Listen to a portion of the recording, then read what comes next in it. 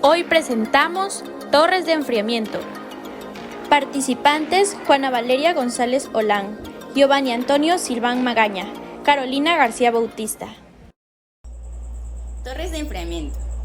Son equipos que se encargan de enfriar agua en grandes volúmenes. Esto se lleva a cabo mediante la evaporación controlada, en la cual hay una absorción de calor, y ocurre cuando hay contacto directo del agua con una corriente de aire no saturada, es decir, que no tenga humedad, para que no ocurra alguna anomalía en el proceso. Estas aguas provienen de otros equipos, que por cuestiones económicas y ambientales es necesario reutilizarla. Todo esto se lleva a cabo en plantas procesadoras de gas, en refinerías de petróleo, en plantas industriales y entre otras.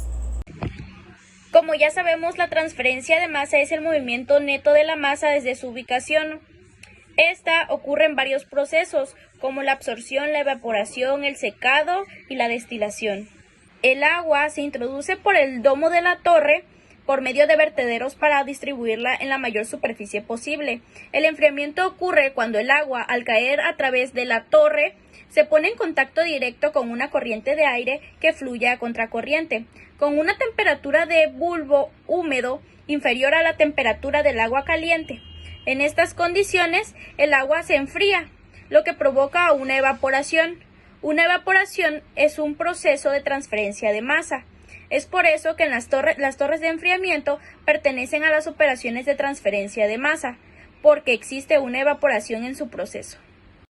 Para el diseño de torres de enfriamiento se necesita alguna serie de ecuaciones. En este caso mencionaré la de L por Cp por T1 menos T2 igual a G por H2 menos H1, que la L viene siendo lo que es el flujo másico del agua. La T1 y T2 es temperatura de entrada y de salida de la torre. La G, que es el flujo másico del aire. Y H1 y H2, que son las entalpías dentro de la torre. Y ya Cp vendría siendo lo que es el calor específico del agua. Cálculo de la altura de la columna. De la deducción de la ecuación de diseño para torres de enfriamiento se tiene la siguiente expresión, en la cual se dice que el flujo de aire seco por la derivada de entalpía del gas es igual al producto del coeficiente de transferencia de masa, el área de transferencia, por la diferencia de entalpías del gas, por la derivada de la altura de la torre, de la que se despeja la derivada de la altura de la torre, que esta es igual al flujo del aire seco entre el coeficiente de transferencia de masa por el área de transferencia, con la integral de la derivada de entalpía entre la diferencia de entalpías. Esta ecuación es difícil de determinar porque no se conocen las condiciones de la interfase, por lo que se expresa en función del coeficiente global de transferencia de masa y de las condiciones en el equilibrio sí se conocen.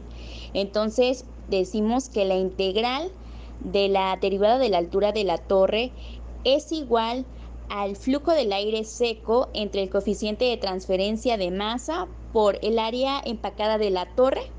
Esto por la integral de la derivada de la entalpía del gas entre la entalpía del gas en el equilibrio menos la entalpía del gas.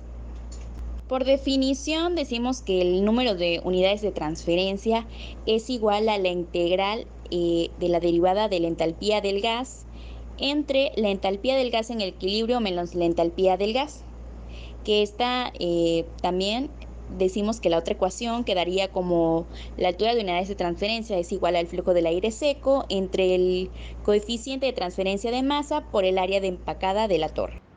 Para el cálculo de la integral de la ecuación de diseño se leen pares de valores de entalpía del gas y entalpía del gas en el equilibrio entre temperatura 1 y temperatura 4 en la gráfica que se muestra en esta imagen.